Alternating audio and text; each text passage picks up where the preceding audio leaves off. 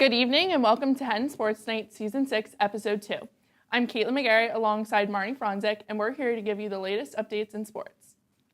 Starting with football, the NFL Combine was this past weekend at Lucas Oil Stadium in Indianapolis. Delaware football's very own Marcus Yarns was also a contestant at the Combine, running the 40-yard dash in 4.45 seconds. A few days ago, longtime NFL analyst and former coach Jimmy Johnson has announced his retirement from the microphone. Jimmy, who had spent 25 years with Fox, retires after broadcasting his final game after this past Super Bowl between the Eagles and Chiefs. This week, the San Francisco 49ers traded wide receiver Deebo Samuel to the Washington Commanders in exchange for a fifth-round pick. However, this trade will not be fully processed until the new league year starts on March 12th. After many rumors circulating whether or not Travis Kelce would return to the NFL following his Super Bowl loss with the Chiefs, Pat McAfee confirmed last week that Travis will be returning for his 13th season. Kelce explained to Pat over text that he isn't satisfied with the way he played. The financial terms of Matt Stafford's contract has been adjusted. Nothing changed with the length of time he will be with the Rams, just the amount he will be paid. Stafford signed back in March 2022 and is under contract with the Rams through 2026. Now the Giants and the Jets will have to continue their search for their starting quarterback. Moving on to the NBA, it was announced Friday that Philadelphia 76ers star Joel Embiid will miss the remainder of the regular season due to ongoing issues with his left knee. He has experienced increased swelling in his knee following a loss to the Brooklyn Nets last week, which ultimately led to him being ruled out for the remainder of the season. LeBron James continues to make history as he became the only member of the 50,000-point club. James scored his 50,000th point in a 136-115 victory over the Pelicans on Tuesday. This feat combines both his regular season and playoff point totals. The Cognizant Classic in Palm Beach Garden, Florida started February 27th and ended March 2nd. Joe Highsmith from the United States took the lead and won his first PGA Tour title. Moving on to UD Sports, the swimming and diving teams competed at the CAA Championship over the weekend in Virginia. Both teams performed incredibly well, with the women's team placing third and the men's team placing second. This is the second year in a row that the Blue Hens have finished in the top three. The UD men's basketball team sadly have been on a losing streak and were defeated again this past Saturday against UNC Wilmington with a score of 58-88. They are playing against number 13 Stony Brook tomorrow for the first round of the CAA Championship. The men's D1 hockey team has had an incredible weekend competing at the ACHL tournament, where they ultimately took home the championship, defeating Syracuse in overtime to secure the win. Congratulations, boys! That's all for desk updates, and now let's see how Anthony and some of the HSN members made their own non-NBA starting five. Hello, everyone, and welcome to HSN Drafts an NBA team with non-NBA players. I'm here with Matt Pollard and Ryan Furman, and we're going to do it snake draft style. It's going to be really interesting to see who we pick, and I'll have the players listed to the side. Let's get right into it. First pick is going to be Matt Pollard. This one is going to be a future Eagle in about a month. He's been playing basketball. He throws down dunks all the time. Give me Myles Garrett. Wow. Myles Garrett is a hooper. He does play. So for me, I'm going to go next. I'm going to pick a point guard first round. He's really fast. Usain Bolt, the fastest man alive. We get out in transition. His handles might not be the greatest, but the dude doesn't get tired. It's got to be Usain Bolt. He's a sprinter. So I mean, he's like 50 now, though, isn't he? So, I mean, age might be a problem for you over there. I don't know, man. He's fast, though. Going on the complete opposite side of a very young, very rookie point guard in my man Cooper DeJean. Had to pick him. Even though me being a Philly fan, this hurts to pick, but I'm going with the 6'7" tall Aaron Judge. Hey, make sure he doesn't drop any long passes. Yeah, really, yeah. Gotta be really careful about that one. Yeah, I mean, you and him have some similarities, like in big games where it's like a long throw. It's like right here in your hand and the ball just, just a little bit, yeah.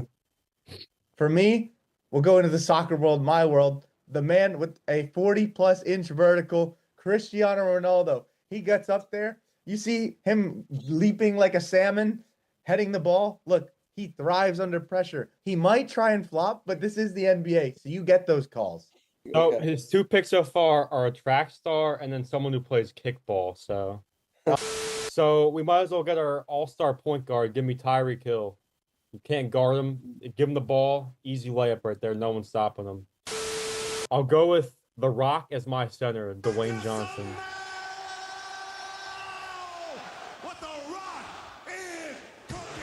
My small forward, another soccer player, Zlatan Ibrahimovic. He's 6'5", elite balance, elite flexibility, and he's confident and aggressive. He will take every shot like he's MJ. We'll put him at small forward for now, but he can stretch to the 4 for sure. We got a player who is a bit of a legend at VCU, played basketball there, but was in the NFL. Tight end Mo Alley Cox. I'm gonna go with my gut. I'm gonna go with Jimmy Graham, 6'7" tall Jimmy Graham at my power forward. Well, you want size, but I pick my centers off wingspan. 7-foot wingspan, John Jones, a little MMA on my team. He's got some balance, good training. He might get ejected from the game if he gets a little angry, but I think that's a solid center pick. I mean, nobody picked MMA, so I'm locked. So I passed on to Gene earlier, but this time we're going to grab an Eagles player. He was playing basketball on A.J. Brown's Instagram a few days ago, and he almost hit a nasty fadeaway on Saquon, but it rimmed Almost. out. Oh, yeah. Give me my small forward, Devontae Smith. Yeah. Okay. Emphasize the small. Yeah, you're skinny forward, some would say. Yeah, really. Yeah, Aaron Judge is a bum. Okay. Here, let me look up tall NFL players. We'll just get Vita Vea to shut any of that down real quick.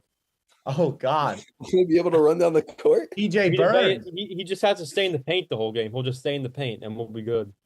My last position, Not power really. forward. You took the Rock, but you know what? You can't see my power forward, and his name is John Cena. All right, for all of you at home that just cringed right there, I promise you, you're not alone. So yeah, you're not alone with that. All right, last pick.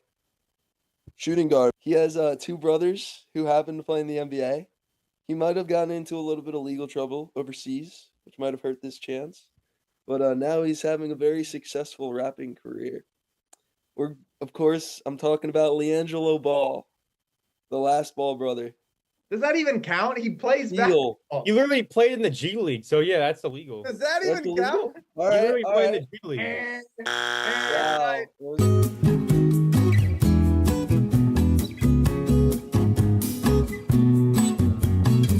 Everyone, thanks for watching. On to the next segment.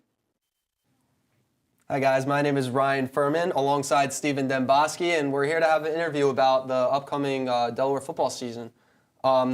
First, I'd like to thank you for joining us on our show. So glad to have you here. Yeah, thank you for having me. I appreciate it. Yeah, of course. So first, let's scroll back a little bit to before your times here at Delaware. So tell me a little bit about your experience about getting recruited and like high school football before college. Yeah, no, starting off, I mean, my parents have been my #1 supporter. They never forced any sports on me, so I'm really grateful for that. I mean, at a young age, my brothers both played football and all other sports, so I kind of wanted to follow in their footsteps. And starting with that, I mean, they both played football, so I kind of wanted to play football right away. They both played baseball. I wanted to follow that, play baseball. They both played basketball. I wanted to play basketball. So, I mean, following my brother's footsteps, they really helped me develop into who I am today. And I mean, playing all those other sports, you really develop a lot of athleticism from the other sports, and I'm really grateful for that, getting me to where I'm at today. I mean, the recruiting process, I mean, I picked Delaware as one of the best decisions I ever made in my life. I'm so happy here. I have no complaints or anything. I mean, the people around me have supported me so much, and I really love it here. Yeah, I'm glad to hear. So Delaware is going through a very interesting transition this year, and it's a transitioning to Conference USA. Tell me a little bit about that and what changes you expect to see in the program. Yeah, no, starting off with that, I mean, Coach Cardi always initiates. There really hasn't been a change. I mean, we've always been preparing for big games since we've been here. Every single game is like no other. I mean, you prepare for it. You want to go 1-0 every single week. So really the message really hasn't changed. I mean, obviously we're going against better opponents, so we're really excited for that, get some national exposure. And yeah, we're really excited for that, looking for Delaware getting that national exposure now. Yeah, of course. Speaking of that national exposure, our schedule's looking a little interesting this year. We got some interesting names. So, like Deshaun Jackson, for example, like how is your mindset going into being on the same field as guys like that, guys like Deion Sanders as well? Yeah, no, going back into that, like I said before, I mean, every single game's kind of same to us. Coach Carter does a great job initiating going 1-0 every week. Obviously, Delaware State's our first game, so they're the first priority. Delaware versus Delaware State, it's an in-state rivalry, so that's always a big one to have. And then going against coaches like that, I mean, it's an honor. It's one of those things that'd be really cool to say 20 years down the road that you win against these guys, but I mean, every single game is just as important as the next one. Yeah, of course. That's fantastic mindset to have no matter who you're playing. But kind of leading into that as well, has there been a game that you guys have circled on your calendar? Because usually you guys are playing some rivalry games within the CAA conference, but this year, like I said, the schedule's been a little different. Has there been a game that you guys are really looking forward to, whether it's rivalry or just excited to go to a different city, like Huntsville, Alabama, for example? Yeah. So definitely. Like I said before, I mean, Delaware State, we're looking forward to that game. This is the first game. Like I said, the in-state rivalry means a lot to us, and also getting those Tuesday night, Wednesday night games will be really interesting mid-year. I mean, I never played on a Tuesday or a Wednesday before, so I'm kind of excited for that. Also to get the national exposure, having people coming to the Tub, the big schools. So yeah, we're looking forward to a lot of the games. So now let's look at your former captain, former offensive lineman captain Brock Gingrich, and also as well as your coach, Coach Rogers. What have you learned from those two leaders on the program, and how has that made you a better football player today? Yeah, no, first starting with Brock, I mean, Brock, I was talking to him before I even came here today. He's one of my best friends.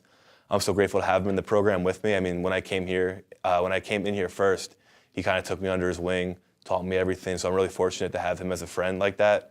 And I mean, earlier this year, he went down with an injury, and I mean, he was my #1 supporter when I was in there, which is really cool to see. He was helping me with everything, film, technique stuff. I mean, he still helps today with the technique stuff. He's trying to be a coach, so right now he's helping out with the team, so it's always great to have him around. I mean, it's great. He's still around, so I still hang out with him. And then going on to Coach Rogers, I mean, Coach Rogers is probably one of the greatest coaches I ever had and also a mentor. I don't think he gets enough credit for how good of a mentor he is. I mean, his office door is always open. There's always guys going in there talking to him about life, even football. He knows his football stuff 100%, but he's also a really good person, and I have nothing but good things to say about Coach.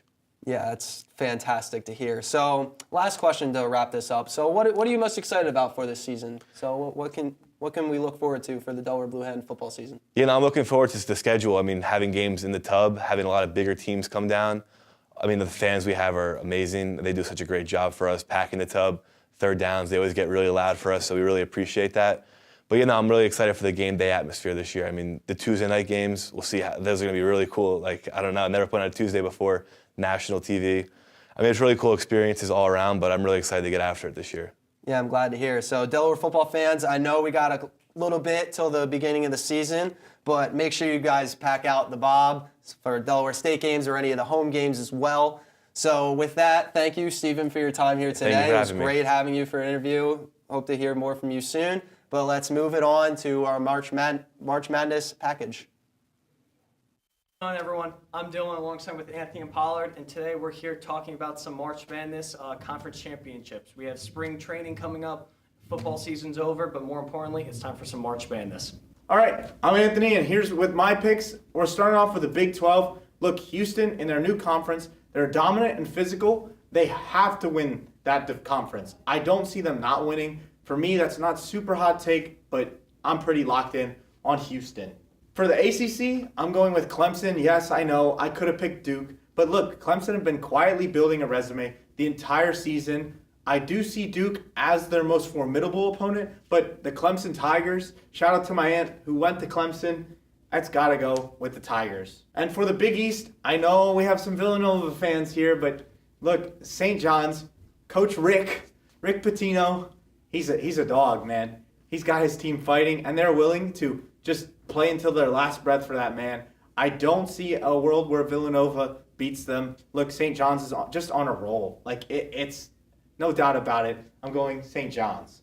All right, now here comes the Big Ten, the big favorites, my favorite team, Michigan State. Look, they did lose to UCLA and USC, then Indiana. It was a tough start to that run of games. Then they went and beat Illinois on the road, Purdue at home, Michigan on the road, and last night, when we're recording this, a nice buzzer beater to beat the Terrapins. Lock them in. Go Spartans. Go Kirk Cousins. All right, and lastly, the SEC, Auburn. I picked them to win the tournament last year. They're going to do it this year. Last year, they lost on missing free throws.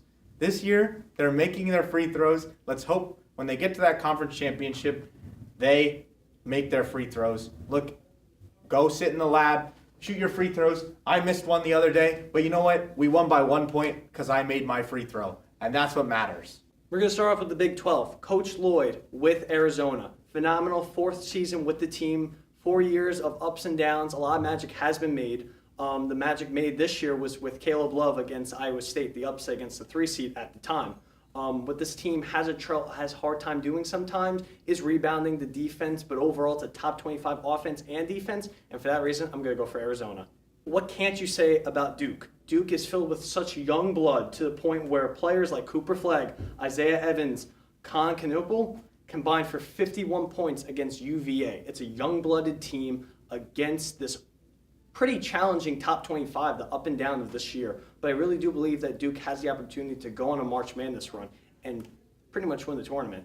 For the highly anticipated Big East tournament, the Big East tournament, a lot of magic has been made, but the one common factor of it all has been priority Villanova. Villanova has made so much magic throughout the March Madness tournament, but before you get there, you got to go through the tournament at Madison Square Garden. Cal Neptune has proven himself slightly against ranked opponents like UConn, St. John's, and Marquette. I feel like the team will wake up when it matters most at MSG and beat Rick Pitino's St. John Red Storm.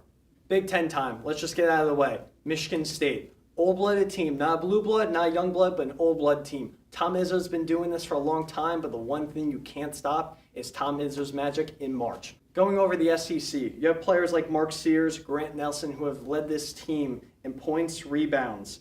It's been a phenomenal year for Alabama. They almost got close to it last year. They lost to UConn. It was a phenomenal year for them. They can only go up from here. What's up, guys? I'm Matt here. I know they were giving some picks earlier, but I mean, if you want to hear the right picks, just listen here real quick. All right, so first up, we got the Big 12 over here. This one, I feel like it's a no-brainer. Houston, they've been good every year. I feel like LJ Cryer, his 5th year, 14-2-2.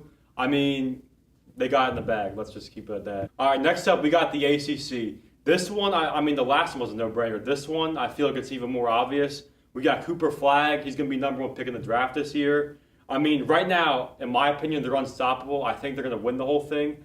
No one's in their way. They're going to win. All right, this next one, I know Dylan might not like a whole lot what I have to say here. Let me just say this real quick. Nova used to be a Philly school. They are #7 in the country right now. They're just unstoppable in this conference. All right, so now we have the Big Ten. Last time, I probably annoyed Dylan. This time, I'm going to annoy Anthony. This is the state of Michigan, not Michigan State. Michigan's winning this conference easily. I know Michigan State beat them a few weeks ago, but, I mean, that's not going to happen again. Let's be realistic here. That's crazy. There's no way. Last up, we have the SEC. Now, I know a lot of people like and a lot of people don't like Alabama, but, I mean, right now it's kind of obvious the #1 team in the country right now is #1 for a reason, and that is Auburn. They have Johnny Broome, who's been averaging 18, 11, and 3, and, I mean, it doesn't matter who you put against them. I think Duke and Auburn are going to be the finals, and I got Duke winning, but Auburn will win the SEC this year. Thank you so much, guys, for listening in. We had some pretty interesting hot takes among us, and hopefully our picks come true in the March Madness tournament. We'll see you guys back in the studio.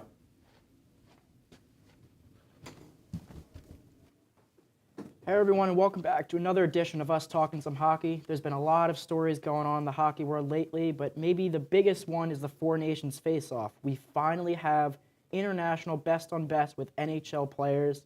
We have Finland, USA, Canada, and Sweden all facing off against each other in a round robin and then finally tournament style, with Canada ultimately winning. Bella, what was your take on the tournament? On this tournament, I think it was long overdue. I think everyone was sick of seeing all-stars. Yeah, we love to see the best of the best on the ice, but having the best on the best in a tournament and Red Robin style, I think, again, was long overdue, and I think it was super exciting to see picture perfect. Yeah. Jason, what about you? It's an absolute classic start to finish. The USA really set a tone with that 6-1 win over Finland, really set them up to be the big bad of this tournament, and each game was a classic, including the finals game against Canada. It was just honestly amazing from start to finish. Yeah, and I think, Bella, you harped on a little bit, but this really put NHL, in a new limelight. Obviously, we're all NHL fans, but we're not, ignorant to the fact that the NHL media coverage is a little bit less than some of the other leagues. You mentioned a lot of people are getting tired of all-star games. The NHL saw this, and they decided to completely scrap it and do a four-nation tournament with the best on best.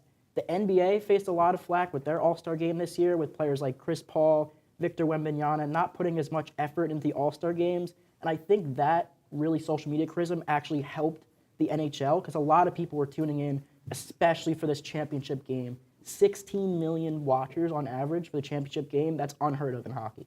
What do you think, Bella? I think going into this game, I think we all expected great playing, consistent. I think if we look at the All-Stars, we all know that finals game, every single player and fan knows that they're not going to play their hardest, they're not going to play their strongest. In this particular tournament, they came for blood. They automatically started, and they just didn't give up until that last goal by Connor McDavid in the final. Mean, 3 fights in the opening 9 seconds, Jason. What were you thinking when you saw that start to happen? Man, I knew the Tkachuk brothers would get feisty, but I did not expect JT Miller to go out there and show Canada, hey, I'm still around, I'm still relevant. He just went off, and as an Islanders fan, it hurt to see him, playing for the Rangers. But him showing up in that tournament for USA, ultimately we didn't win the game, but that was something special to watch. Yeah, I mean, USA-Canada, you said it feels right out of a movie. It was amazing. It was amazing to see international players. They're going to be in the Olympics next year, 2026. I can't wait for that, personally. I think it's going to be even better than the Four Nations. With that being said, though, there is a certain international player that's taking the NHL world by storm. Alex Ovechkin, he is going to pass the NHL goals record. It's not a matter of if, it's when. He's 10 goals away, 885 goals right now, Bella. What are you seeing from him lately? There's no denying it. He's a beast. Yeah. He knows what he's doing. He knows where the puck is. He's getting pucks in deep. Again, we've discussed this before. It's a hotter take. I don't think while he works hard, plays hard, he lives, breathes his team. It's Wayne Gretzky we're talking about. So we look at Wayne Gretzky and we look at him being the best of the best. Once Alex has his next 10 goals, 11 to beat it, he is, going to be the new best, and I don't know how I feel about that. I think it's crazy just to see this history starting to change. I mean, he's 39 years old. If you talk to the average sport, watcher, consumer, they're probably going to know Wayne Gretzky at first. They're going to be starting to know Alex Ovechkin. He's going to become more and more of a household name. He's breaking records that we never thought would be broken before. Jason, what do you think about this record breaking? Well, obviously, it's history in the making, and they call him the Great Eight, but you can't really surpass Gretzky because of all the talent he put into it. They call him the Great One for a reason. The Great Chase, they're calling it now. But his goal record is something in history. It will come up again. Obviously, when Ovechkin beats it, it will still remain in the history books, even if Ovechkin passes him. But that still doesn't begin to chip away at the legacy that Gretzky left on this game. Do you think he's the greatest goal scorer of all time? Well, if Ovechkin passes him, clearly not. But I think Gretzky will still hold a place in NHL history. They call him the Great One for a reason. Yeah. One quick question, though. Do you guys think he'll get 1,000 goals if he continues to play for, let's say, 2 more years? I think once he beats his record, I think he's gonna call it quits. I think he wants to do this, and I think he'll be suffice with that. Jason? I agree. He may get to 900, but he could also call it quits after this. I don't know. I think it'll be interesting to see regardless. He's going to be a household name. I love that hockey's being, on the world stage and media lately. With that being said, we're going to kick it off to our next package.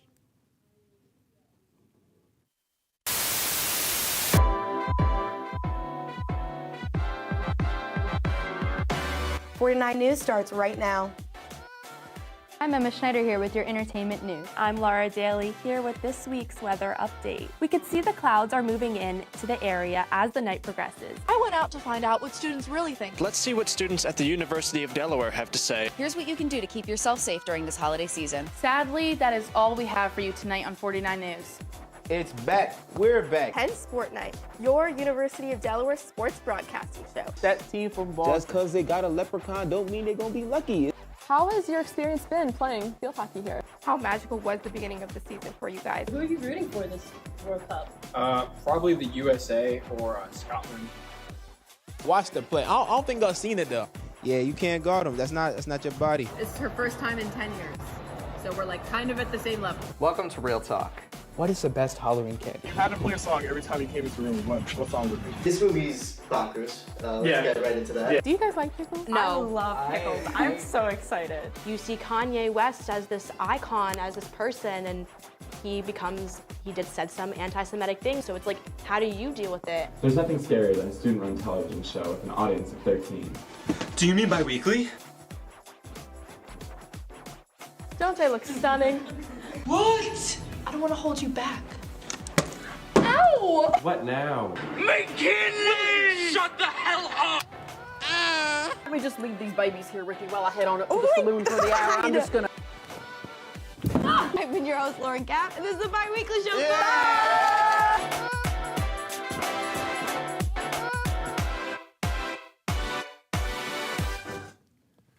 Welcome, everybody. Today we're going to be talking aura. You know, last year's word was brain rot, so you know, HSM, we're going to add to it. We're talking aura. So I'm going to start us off first here, guys.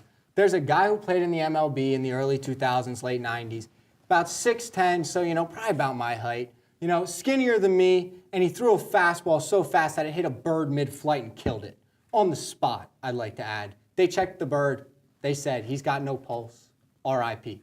But, you know, when I have to think about it, the other thing is he had a slide act be coming at my family jewels, threatening the Gallagher lifeline, and, you know, I mean, I got no other option than to say he's got the most aura because of just the straight fear I have knowing I got to step up there. He just made the best hitters look silly. There's countless clips on YouTube of that. But, Sean, I want to hear your first guy that you say's got aura. Man, I'm going to start off with the GOAT, man. The GOAT of the NBA. No, it's not Michael Jordan. LeBron, Raymond James, bro. LeBron James. No, Sean. LeBron. Bro, I'm it's sorry. LeBron. Look, the guy's got 50K points. We can give him that. But, like, at the end of the day, the stories, the people that, like, really just, like, bro, Michael Jordan's teammates feared playing with him. Has Michael Jordan played with his son? No, they didn't even make it to the NBA. They're No, bums. his son did not make it to the NBA. They're bums. But I know a guy who owns a business with Michael Jordan's son. I know LeBron. Does Michael Jordan have a high school for kids? He doesn't like kids. Is it? No. Like, So Bronny James kids. is in the NBA, and Michael Jordan's son, where's he at right now? You know, he's on crack. He's on drugs. He's on drugs. Arizona, okay? I wanna nip that he got pulled over. He got a DUI. Yeah, He's on drugs. Boys, let's calm down now. But let's just think about it. Like, Jordan, 6-0 in the finals. Greatest stage of them all. Jordan didn't lose. Well, I mean, back in that era, all you do is beat McDonald's janitors, and You that's all you played could play. against. So, like- You played against plumbers. What are you So, talking like, about? Karl You played against Malone and, plumbers. like, Larry Bird and Magic Pedo. Johnson. He's a pedo. He They're all likes bums. kids. Yeah. He Oh likes my kids. gosh, Yeah. we don't need Okay, to. yeah, okay. Let's cut that there, and let's head over to you, Matt. Who do you think's got the most aura? I mean, before I start, let me just say this person recently won Super Bowl MVP, won his first Super Bowl ring, is a quarterback of the best team in the National Football League. His name is Jalen Hurts. Exactly. Let me just put this out there for any Celtics fans. When you see Jason Tatum and you see Jalen Hurts, Jason Tatum is what he thinks Jalen Hurts looks like. He's not Jalen Hurts. Jalen Hurts sits back, throws it. The same face every time, the same expression. It doesn't matter how good he's playing, how bad he's playing. He never plays bad, though. He's the true light-skinned king. He is. Yeah. I mean, let's just be honest. He's just boring. Like, just straight up. Like, the dude goes out there, you know. I'm not saying he's not a great player. He's a great player, but, like, he's just boring. You know, he flashes those pearly whites, you know, and then, you know, he gets paid and then he leaves. So, in his free time, should he be 5'4" and play COD all day long? Yeah, like he should, the Cardinals you know? quarterback? You know, I watch Kyler Murray's YouTube channel. Let me tell you, that's some fine content over there. He's working out, you know. He's showing me the personality. You know, he's working out with Maserati Marv, Trey McBride. They're playing pickup basketball together. I hear the Eagles do something like that, but like, does Kyler have a ring? Yeah. How many playoff wins does he have actually? Does he have a Super playoff Bowl wins, MVP? he might have 0. But I'm not here to debate Kyler's got the most aura, guys. We're talking like Tom Brady, the GOAT, 7 rings. Okay? Maybe even Bill Belichick's got more aura than this guy. He's walking around with some 20-year-old right now. Come on now. Yeah. Okay. Yeah, this the dude that brought up, what was his name? Karl Malone. Yeah, Karl Malone. Oh, Yeah. my He's just bringing up goodness. all the old people that like. Okay. Let's not push that agenda. Now, Sean, I want to hear your next guy with aura. Gotta be Iron Mike Tyson. Iron Mike Tyson. What's wrong with Iron Mike Tyson? Same dude that ate a bit of boxing ear off. 19 fights, all knockouts. Iron Mike with a badass tattoo. Like, what do we? Can I take us back a couple months where not only did I have to see the man's bare butt cheeks on my television, but I also saw him lose to Jake Paul. Jake Paul. Now, no disrespect, Mr. Paul. It was scripted. You're running a great business over there. It's scripted. But the best fighter of all time loses to Jake Paul, and that's Aura. All right, well, let's not take this out of context, because less than like 3 or 4 months ago, Mike Tyson was in a wheelchair, so that's not really a fair fight for being real. But they heard Netflix, they heard $50 million contract, they heard scripted, they were like, all right, sign off. Plus, it's Jake Paul. He fights against like retired fighters. He does that for the kids. I mean, yeah, but like I'm just saying, like Mike Tyson can't have that much aura. I'm sorry, Matt. You know, sadly, we're not going to be able to get to your last guy, but I hear great golfer. Don't know how a golfer could have aura. Mr. DeChambeau, he broke 50. Everyone he plays with Tom Brady, anyone you name him, he's played him before, yeah. Well, HSN will be back to you guys on March 20th with the 3rd show of the season. Until then, bye and have a good night.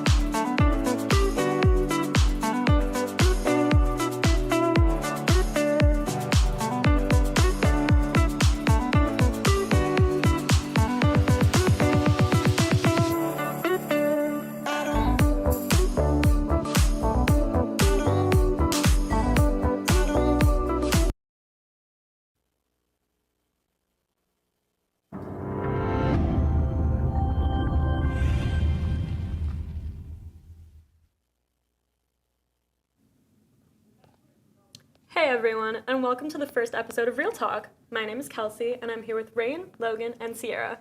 We're happy to have you tuning in tonight. We know how desperately you've missed us over the summer.